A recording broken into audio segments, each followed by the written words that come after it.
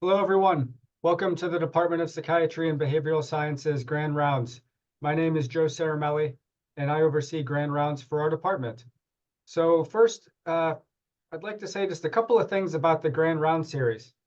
At any point during today's presentation, please write any comments or questions into the Q&A or in the chat. I will keep track of those, and I can go through those at the end of the presentation with Dr. Walker. There is a group of us working on grand rounds throughout the academic year, including Semhar and Brandon and Charles on different aspects of the series. There are several sources of funding for the Grand Round series, including the Ripley Fund, the Garvey Institute for Brain Health Solutions, and the Treatment of Mood Disorders Fund over the course of this academic year. And with that, I'll mention a little bit about today's presenter on a very timely topic and one that comes up regularly in clinical practice about cannabis use, intervention products, and potency and psychosis risk. And today's presenter is Dr. Denise Walker, giving a presentation that is sponsored by the Garvey Institute for Brain Health Solutions.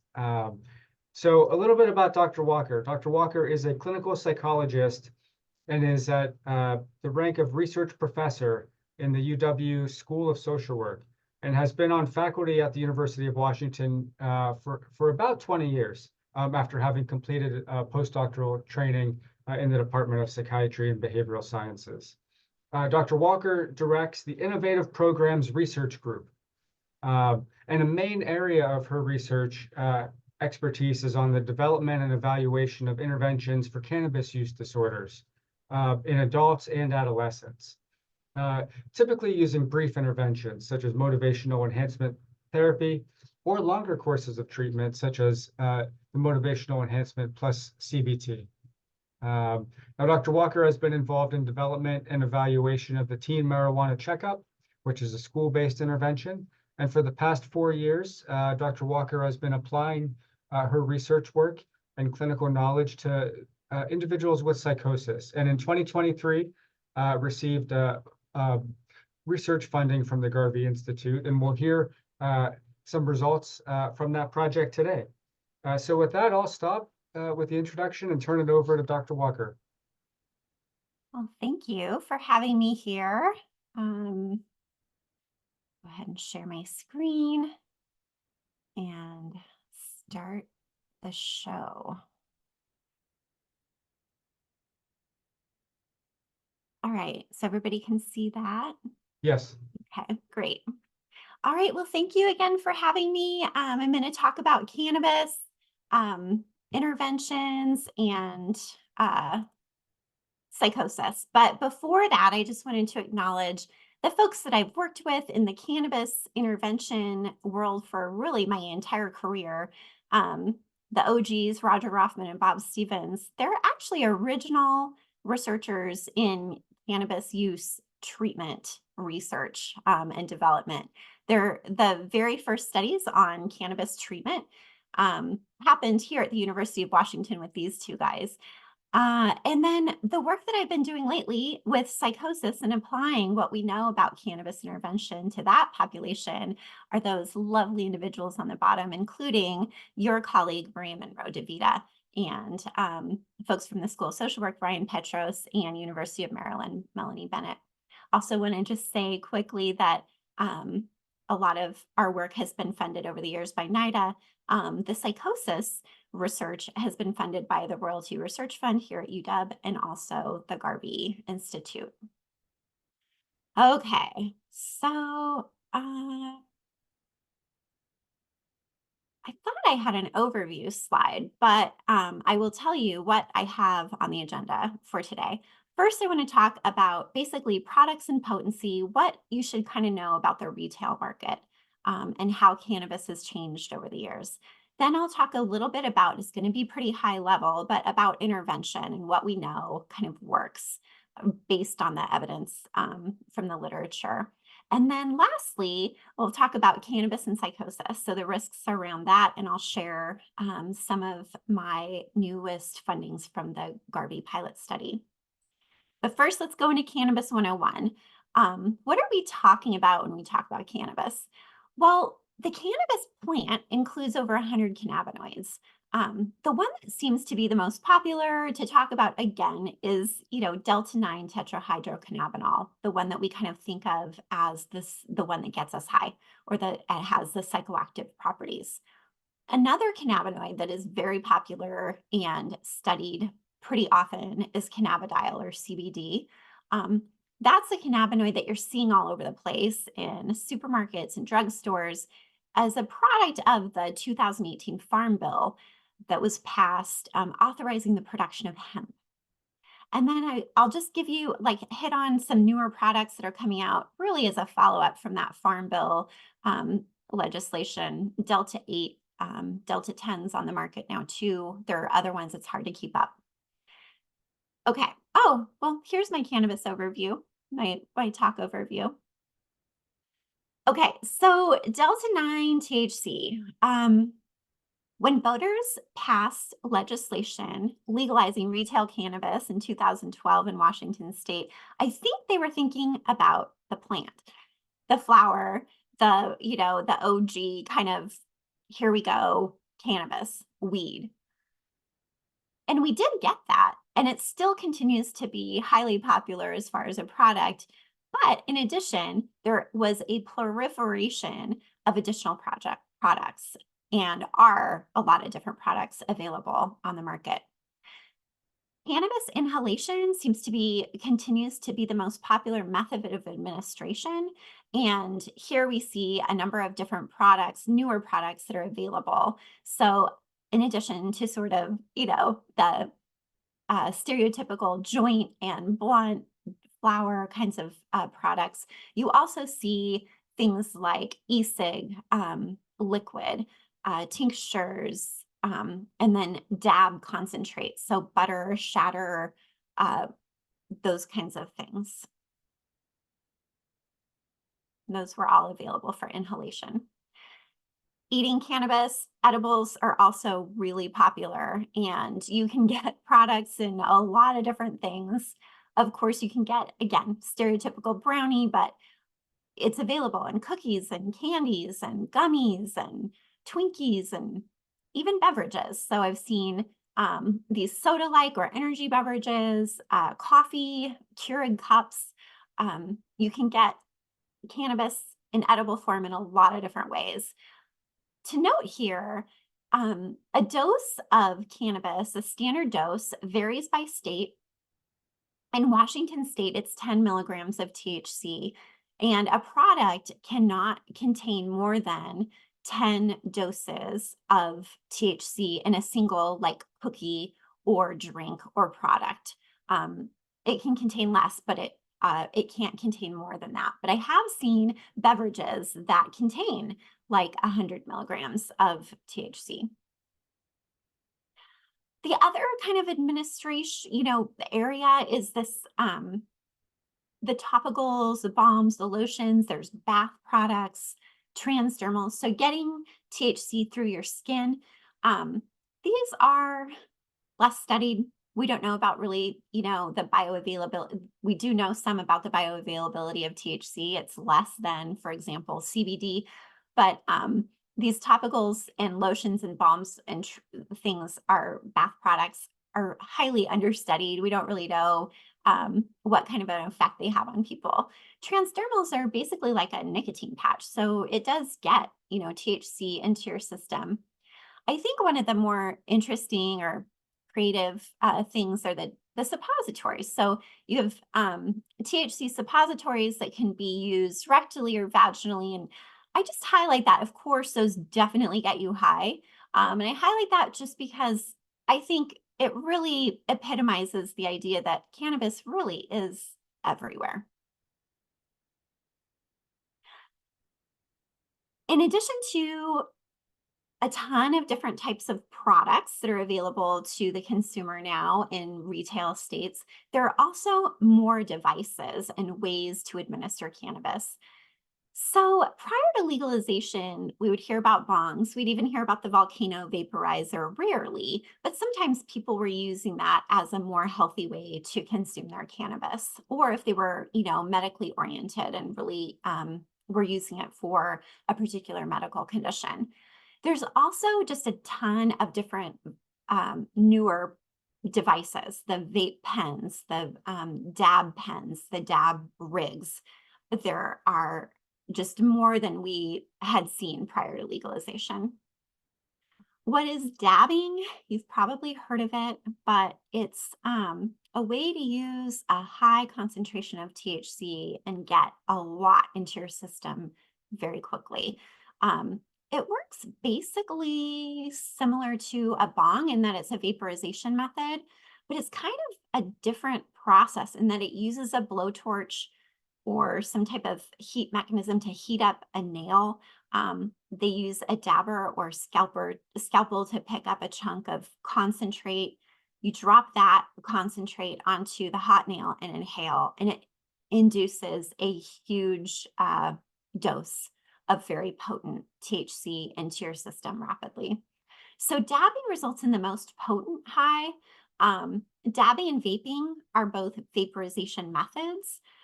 The difference is that dab has a difference in temperature to heat the cannabis. So dabbing heats the device at a higher temperature than a vape pen, for example. And also there's a difference in products. So for a dab rig or a dab pen, which is the more travel and convenient version of a dab rig, you use concentrates like butter shatter that are very highly concentrated products. Versus in a vape pen, you can actually use flour or you use vape oil. CBD products, again, you probably are seeing these everywhere. I know I've seen them at the farmer's market in honey. I've seen them at the Whole Foods or, like the kind of like the Whole Foods market by me in kombucha. You can get CBD products in a lot of the same similar ways that you can get cannabis THC products. So gummies, salves, balms, lotions, chocolate, drinks. CBD does not have that intoxicating effect. It doesn't produce a high. And again, you see the proliferation of these products based on the 2018 Farm Bill that legalized the production of hemp. Hemp is similar to cannabis, but it has a very low proportion of THC in that plant. But it has some of the other cannabinoids like CBD. And so legalizing hemp allowed industry to really capitalize on extracting CBD from these plants and putting that into products. Now, the thing to know about this is that they're really outside of the purview of the Food and Drug Administration. So you don't know what you're getting, how much you're getting, if you're getting anything at all. They really are kind of unmonitored and unsupervised products. You know that cannabis has gone mainstream when Martha Stewart herself has a line of CBD products. And she doesn't stop at just gummies and tinctures for humans. She has products for pets as well, with lovely names like wellness, mobility, and calm. Delta 8 products are kind of an invention, again, based on that Farm Bill. So Delta 8 THC is a cannabinoid that is naturally found in the cannabis plant and the hemp plant. But it's in very low concentrations. So again, if you smoke hemp, you're not going to get high. It doesn't have enough THC in it to get you that psychoactive, intoxicating effect. But what industry figured out is that Delta 8 does produce a similar high as Delta 9. And if you extract it from the hemp plant and put it in high enough concentrations in products, it can deliver a similar intoxicating effect. So you can get Delta 8 products anywhere that they're not banned, but essentially they're legal. And so you can get them in similar products, gummies, vape pens, pre-roll joints, all of those kinds of things. And you would imagine that they would be particularly interesting to kids who could get a hold of these and not need to get into a store that requires an age limit. You can get them on the internet, or in states that don't have retail or medical cannabis available to them. One of the things that's really important to understand is that there's been quite huge changes in the potency of the cannabis over the years. So that cannabis that, you kind of associate with Woodstock and free love and peace, 1 to 2% THC potency. I mean, in the 80s and 90s, we were at like 3 and 4% THC potency for products, which was mostly flower. By the time retail legalization came came on board in 2012, with again Washington and Colorado being those first states, um, cannabis potency had already, like doubled since 2005. Excuse me, I'm gonna get some water. So that prior to legalization, cannabis around the country was on average 12% THC potency. Legalization of a retail market blew this potency out of the water. So now, with retail markets, we have products that are up to 99 and 100% THC potency. So, comparing the cannabis of yesteryear to the cannabis of today is really like saying a banana is the same thing as banana Laffy Taffy. They're very different products now. And we don't know a whole heck of a lot about those new high potency products. So, to summarize, the retail market, there was an explosion of products, drastic increase in the THC potency of these products. The average flower potency is around 20% in stores. I think you can, if you go into a store, you'll be able to find probably something between 15, 17, 20%. Those are the lower ends at this point. You can't actually breed a flower to get higher THC than about 30 to 35%, which you can get in stores now. But you can also get concentrates that are far more potent than that, up to 99 to 100% THC. And in Washington state, those high potency products have increased in sales. So in 2014, high potency products made up 9% of the market, and now 35% of sales are high potency products in our state. So cannabis has changed. It's not the same kind of thing that was consumed years ago, even a decade ago.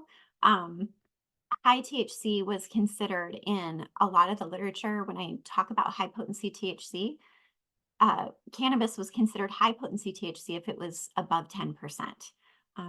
You'd be hard pressed to find many products in our retail market that are below 10% at this point. And again, products are available well above that, up to 99 to 100%. And science hasn't kept up. The research is largely focused on low THC products and not on what's available in a retail market. This is largely due to the fact that cannabis continues to be talked about or designated as a Schedule I drug, which to meet that definition, it has to be a high potential for abuse, no currently accepted medical use in the US, and lack of accepted safety. I don't think that cannabis should be a Schedule I drug, but the fact that it is has limited our ability to accurately study, especially in experimental designs, the cannabis that's available to people right now and what they're using right now.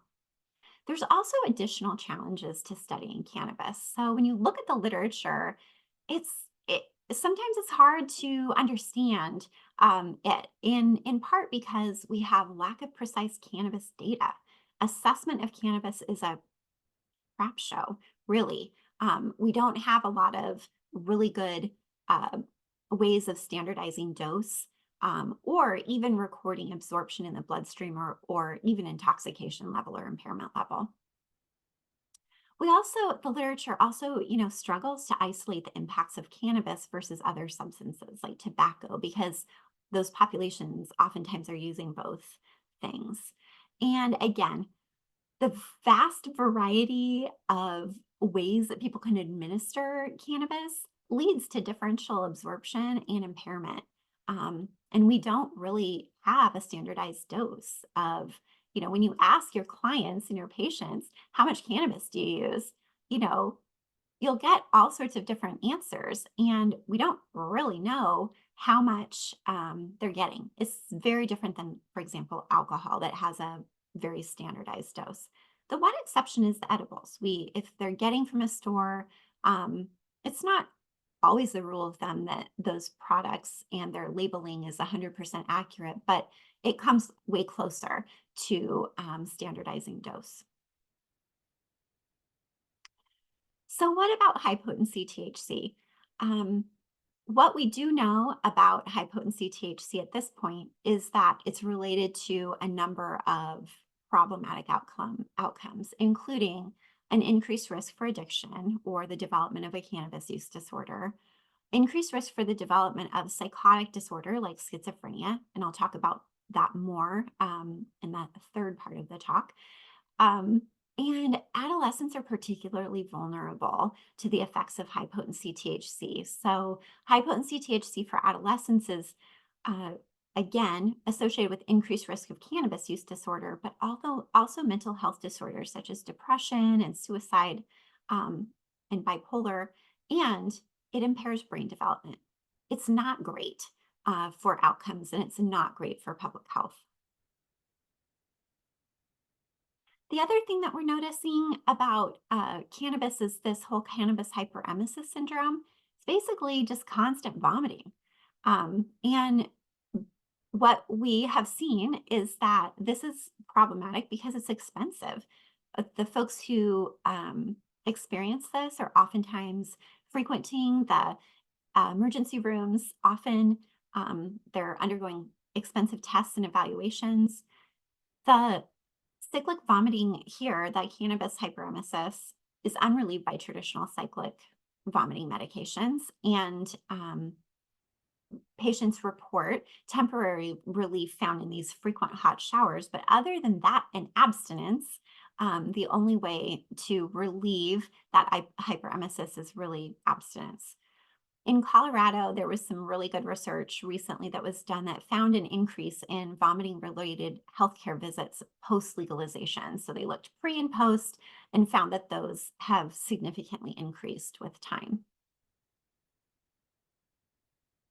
So everybody, all the clients love to talk about medical marijuana, right? I know I'm not alone in that. Um, So, you probably know there are actual cannabinoid medications with FDA approval in the United States. Is a CBD based one and a few synthetic cannabis related products.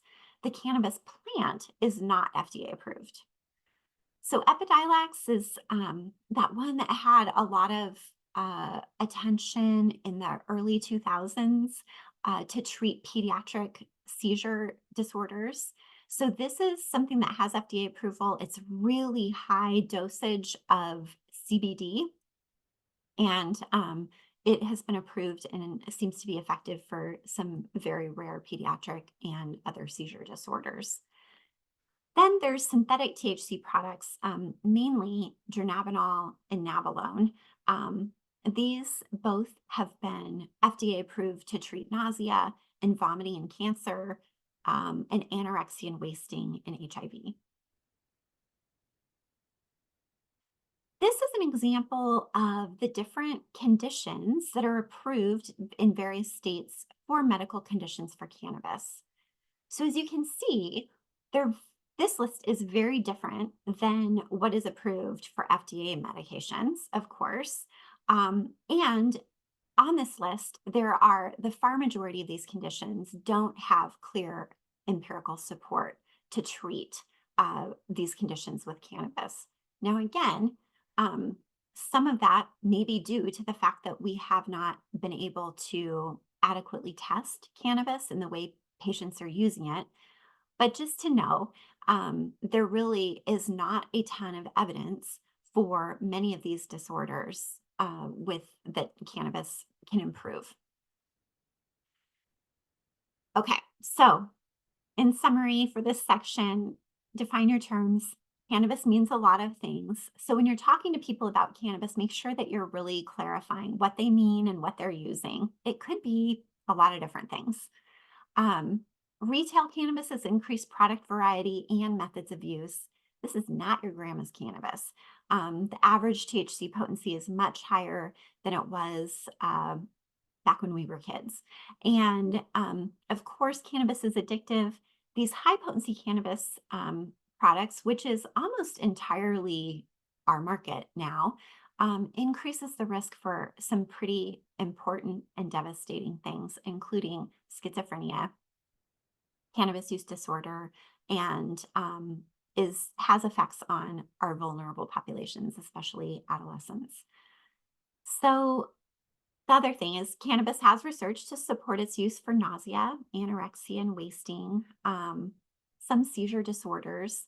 And there definitely is good literature to support the whole plant being used as a pain relief and for muscle spasticity. Um, Other kinds of things are really TBD. So what? What's the big deal? So, one of the big deals is that a lot of people use marijuana, that basically cannabis is still the number one federally illicit drug used. And so in 2022, 42 million Americans aged 12 or older were using cannabis. And this is far greater than any other drug, illicit drug. We also know that cannabis use is increasing. So the most recent Monitoring the Future study and data suggests that um, folks aged 19 to 30 have almost, they have increased their use of cannabis in the past year from 28% in 2012. That was basically pre-legalization of retail markets to 44% in 2022. And the 35 to 50-year-olds are also increasing their use, seeing almost a double rate of past year use in that age category. We also know that support for cannabis legalization has grown incredibly. So in 22, the Pew Research Center found that 88% of Americans favored cannabis legalization for either medical or retail use. And on that graphic, you can kind of see that in the last 20 years, that approval for some type of some type of legalization for cannabis has doubled. We know that perceptions of harm for cannabis are also going down. And so that's important. If approval is up and people perceive it as in not a problem or not harmful, that likely will be related to increase in use. We also know that a number of people are suffering from cannabis use disorder. So if you combine all the drugs, drug use disorder, 27 million Americans are experiencing a drug use disorder. 19 million are of cannabis use disorder. So a lot of people talk about, well, marijuana is not that bad. You can't die from withdrawal or you can't die from an overdose. It's absolutely true, but it's a little bit of a numbers game. We have so many people in our country who are experiencing cannabis use disorder compared to all the other drugs. Rates of cannabis use disorder vary by age. Overall, in the general population, it's around 6%, and it has been increasing with the years. Those 18 to 25-year-olds, the young adults, are particularly vulnerable. So 16.5% of 18 to 25-year-olds, according to the NISDA data in 23, had a cannabis use disorder. That's a significant increase from years in past. So what do we know about intervention? Well, the cannabis treatment literature is relatively new compared to, for example, the alcohol literature or the opioid treatment literature, even stimulant literature. But at this point, there's a 30-year history of evaluating interventions for cannabis. And several studies have focused on non-treatment seekers, which is important because cannabis really oftentimes the user is very ambivalent and not seeking treatment. Motivational enhancement therapy is probably the most studied intervention. We have a number of high quality RCTs in this space at this point. And cannabis intervention has focused on different areas of intervention. So we have absolutely looked at early intervention, treatment, and just a sprinkling in aftercare. So in early intervention, I like to say having someone come into your office presenting for cannabis use disorder and saying they want treatment for that is sort of like finding a unicorn Pegasus. It's pretty rare. Maybe more like a four-leaf clover or Sasquatch because we know those things actually do exist. But you sort of get the point. Um, Folks who are experiencing a substance use disorder are not often seeking treatment. In fact, in the US, and these numbers are actually quite a bit higher than they have been even in the recent past. But in 2023, um, of the 48.7 million people who had a substance use disorder, um, 85% of them did not receive treatment. And oftentimes, those people who are not receiving treatment don't think they need it. So that's the far majority.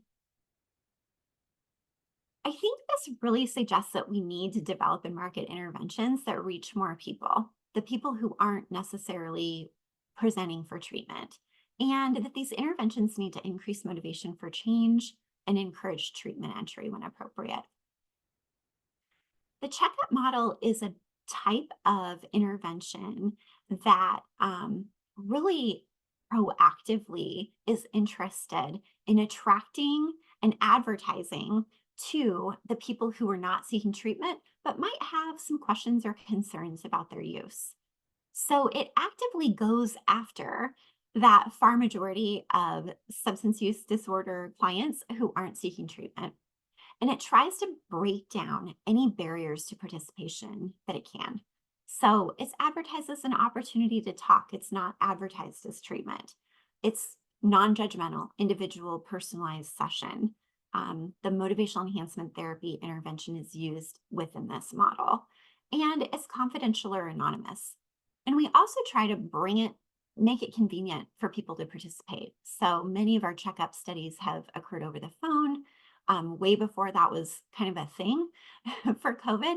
And for our teen studies, we bring the checkup to the school so that they can complete it in the school during the school day. Motivational enhancement therapy is the primary intervention here. And it can differ, in length. It can be between 1 to 4 sessions.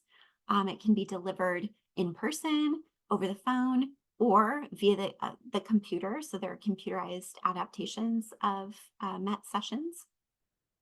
The style predominantly used throughout the intervention is motivational interviewing. And as you probably know, motivational interviewing is intended to help resolve ambivalence. It's person-centered, it's evocative, it's non-judgmental, and it's directive. It's specifically looking and asking for client statements that favor change. And the typical core skills include open questions, reflections, affirmations. The thing that motivational enhancement therapy adds to motivational interviewing is an assessment of the target behavior and a review of a personalized feedback report. So, the personalized feedback report oftentimes includes things like normative data, comparing, for example, their cannabis use to the cannabis use of other people their age or in their demographic. It also has summaries of their recent patterns of use, the consequences that they've experienced from the behavior, potentially risk factors that they have in their life or related to that target behavior. And then our lab really enjoys adding personal goals into the personal feedback report and then talking about those in relation to the target behavior. The overall idea is for MET to really facilitate a really honest and candid conversation about the particular behavior, cannabis use in this situation. And it includes talking about the costs and benefits of the behavior, but also, where they compare in their use with others, and also the impact of their behavior on important goals and relationships in their life. So, because MET is one of the most studied interventions in the cannabis literature, I'm just going to give you a touch of what this might look like. So, this is from our teen marijuana checkup, which is for adolescents delivered in the high schools. This is the first page. It's personalized. We identify it with a number, not a name. But it includes things like normative data. So here you can see, on average, this kid used marijuana on 15 days a month. And then we compare that to how often other students their age in King County are using marijuana, and emphasizing that 82% haven't used it all in the past 30 days. We use those motivational interviewing skills to have a conversation and interaction about this information. So it never is sort of intended to be one-sided, but very evocative. What do you make of that information? Does that surprise you? In what way? You're using all of those kind of skills and reflecting what you're hearing. We also give feedback on, for example, cannabis use disorder symptoms. And so talk about the ones that they endorse, ask for examples. It's a great opportunity to ask for change talk in this area. And we give them objective data around their risk based on the consequences that they've endorsed for developing a cannabis use disorder. And then here's an example of the personal goals. So the PFR includes a number of different other topics and areas for discussion, but I'm just highlighting a few here. The personal goals is important because I think patients like this. They like having conversation that doesn't just involve the target behavior, but kind of recognizes that they're a whole person, but then connects like what is important to them with that target behavior. So this is part of the assessment. They fill out their goals in the assessment, and these goals get pre-populated in the personalized feedback report. But then we talk about those goals, why they're important to them, what's interesting about them, and then ask specifically, so how does your marijuana use affect your ability to attain that goal on a scale of 1 to 5? And then reducing their use, how would that affect that goal on a scale of 1 to 5? So again, it's an interactive discussion. You're listening for change talk. You're reflecting the change talk that you're hearing. You're curious about what they have to say. With regard to treatment, there have been a number of interventions studied. Again, the cannabis literature benefited from having a pretty solid alcohol and drug treatment literature to rely on. And so, for the most part, the things that have been tried in this space were things that were evidence based in other addiction areas, including alcohol or other drugs. So, motivational enhancement therapy alone is an intervention, but also combined with CBT, CBT alone, contingency management, which of course is that very formalized, protocolized way of reinforcing abstinence from cannabis through urines and rewarding that with tangible prizes or gifts or money. The gold standard really is a combination of MET, CBT, and contingency management.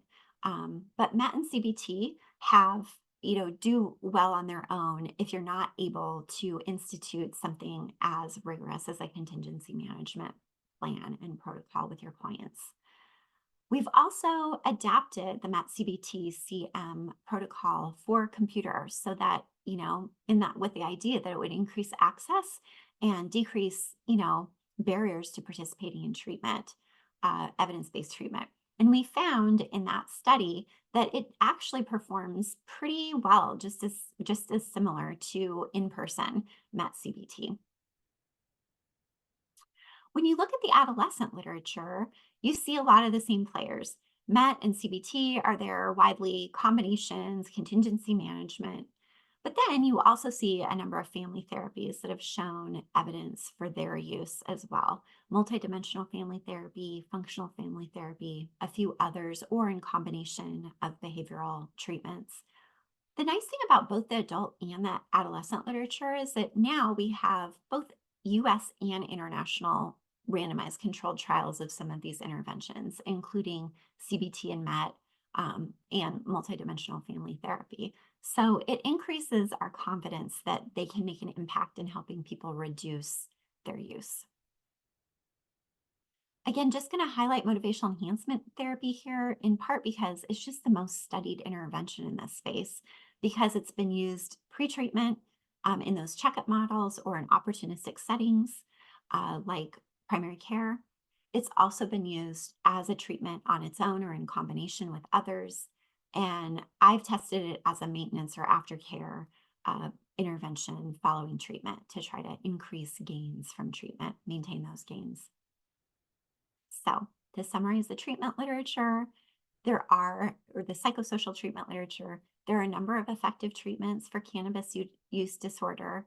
The good thing is, a lot of them have free manuals and resources that are available.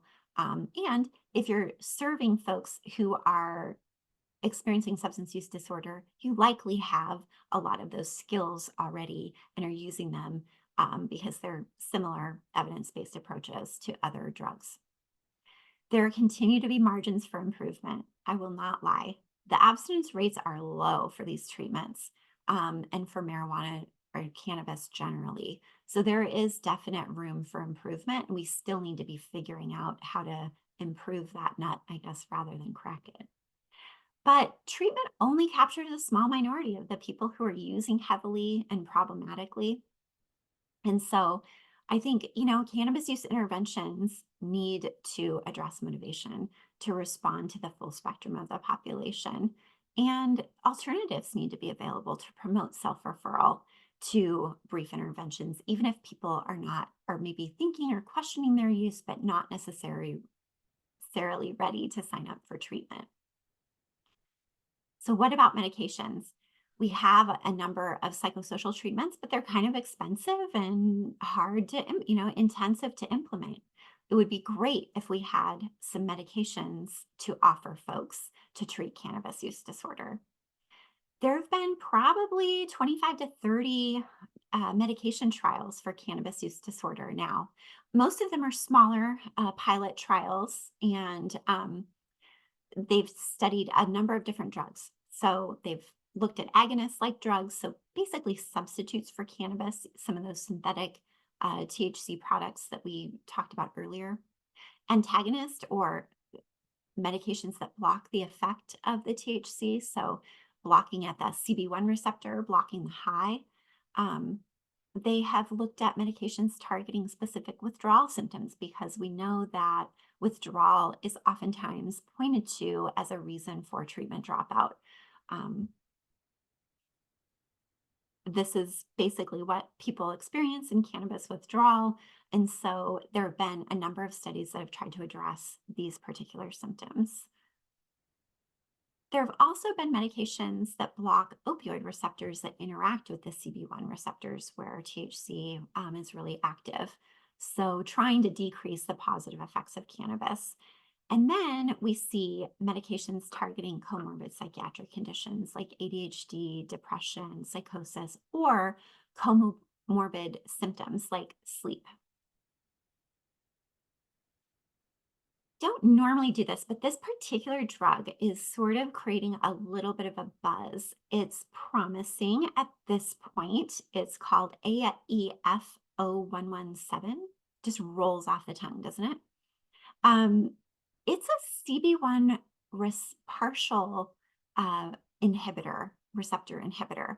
So it's, the way I understand it, is kind of a new class of drugs, and it's intended to reduce the effect of THC. There was a pilot study recently published in Nature that showed reductions in positive effects of cannabis, reductions in desire to use, and a lack of withdrawal symptoms. So there's a large multi-site trial happening right now in the US. I looked up on clinicaltrials.org because I was interested in referring someone to the trial if that was a possibility, but looks like they've ended recruitment. So results should be out in 2024. Again, there have been a number of of medications where the initial trials look good and then the second or third trials don't. So, take it with a grain of salt, but people are kind of interested in this one. So long story short, there is no medication that has FDA approval to treat cannabis use disorder. Some some pharmacotherapies show some promise, and you see the most promise with the agonist type, the THC related substitutes. And there was a recent study on CBD. They tend to address particular aspects of cannabis use disorder, either days of use or retention and treatment or withdrawal. Um, but really, we just lack robust evidence to say with any certainty that particular pharmacotherapy is going to be good. So at this point, the psychotherapies are first line of defense to treat cannabis use disorder. I'm going to check time. Oh, good Lord. Okay.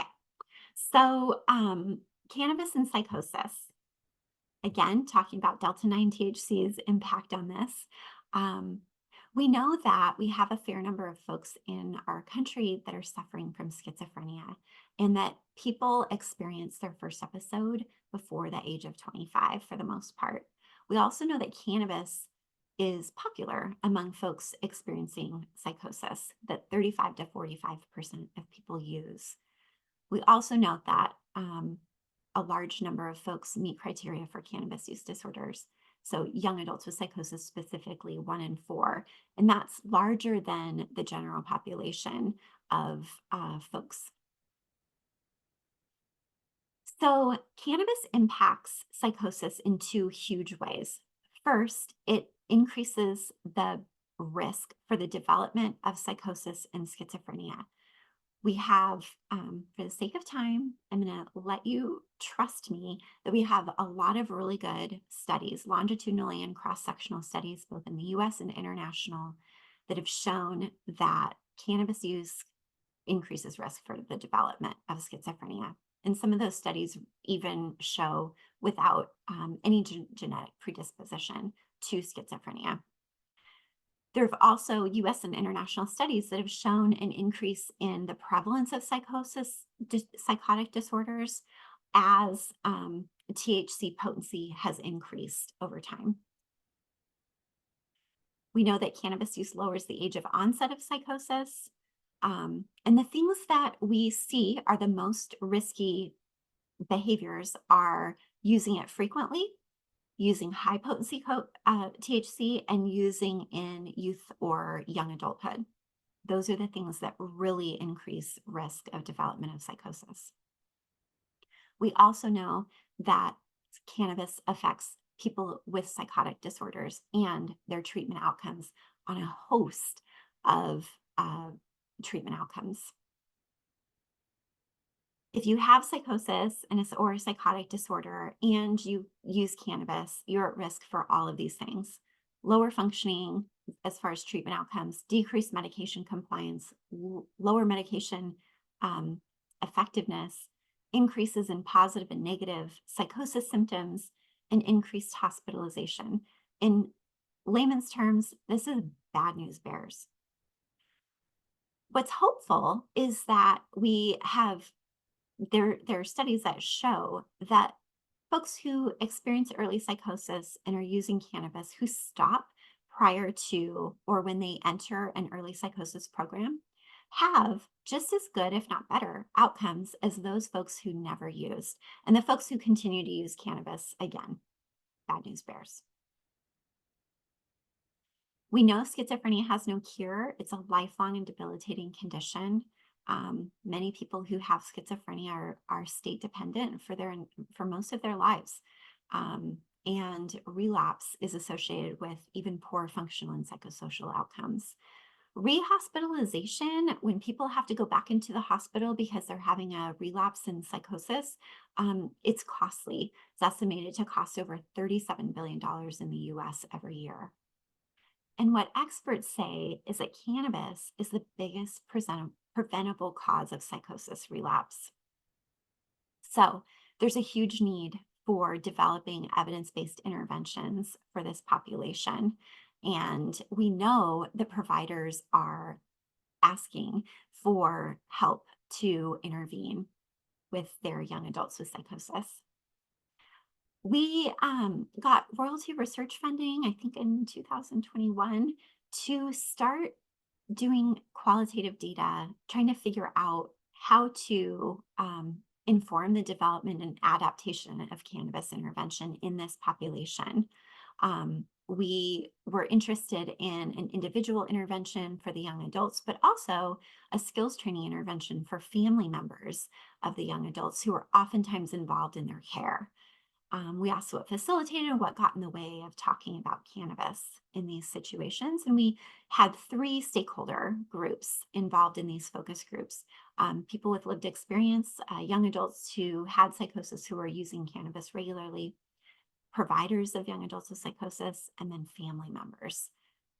And what we found is that across the groups, people wanted more science based psychoeducation on risks of cannabis use to psychosis outcomes. They also were pretty consistently clear that they wanted the intervention to have a counseling style that was non confrontational, non judgmental.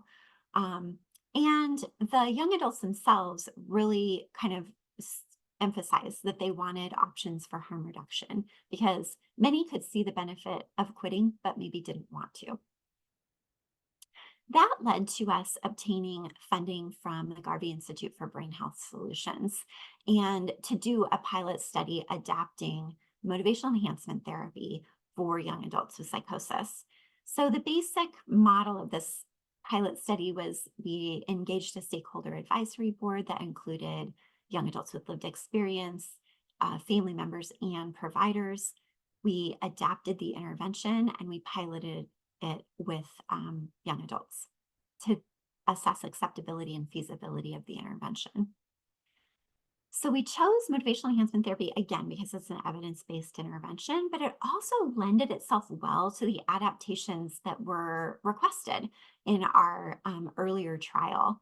It also lends itself well to adapting for populations who are at risk when using cannabis. So some of the specific adaptations we made in the intervention were we had graphics around, we included pieces in the personalized feedback report talking about cannabis and treatment participation in their mental health treatment participation. We added feedback around cannabis and risk of rehospitalization. And we also added cannabis and symptoms of psychosis, like conversation pieces. Additionally, we added some information, psychoeducation around harm reduction strategies and tips. This is an example of one of the graphics that we used in our personalized feedback report to demonstrate the risk with data, from trials, and so of using cannabis and the risk for rehospitalization. The pilot study, is a basic pilot study. We recruited folks across the nation. We screened and baselined them. They got 2 sessions of the intervention via telehealth. And then they talked to our research assistant and gave us feedback about what they liked and what they didn't like about the intervention. Our target N was 10, but we actually recruited 12 folks, and it wasn't too difficult. The average age was 22, mostly male, mostly white, but decent representation from other minority groups. 25% were in school, 50% were employed. And on average, the sample participants were using cannabis on 18 of the past 30 days.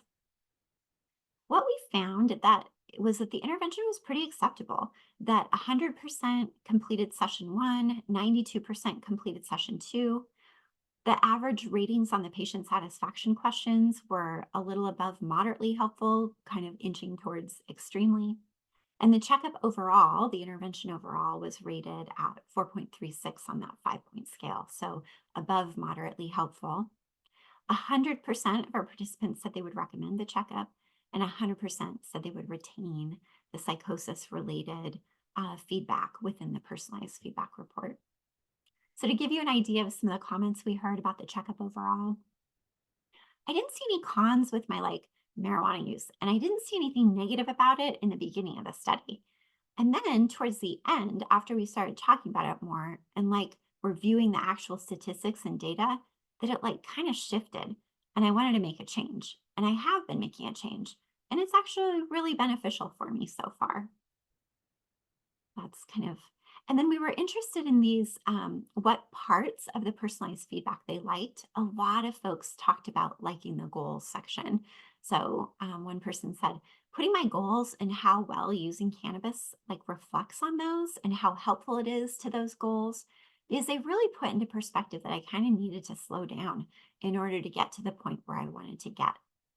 And then we heard a lot from people about liking the statistics. I really like the statistics. I'm a big fan of data. So the statistics, there was some that were a lot different than what I expected.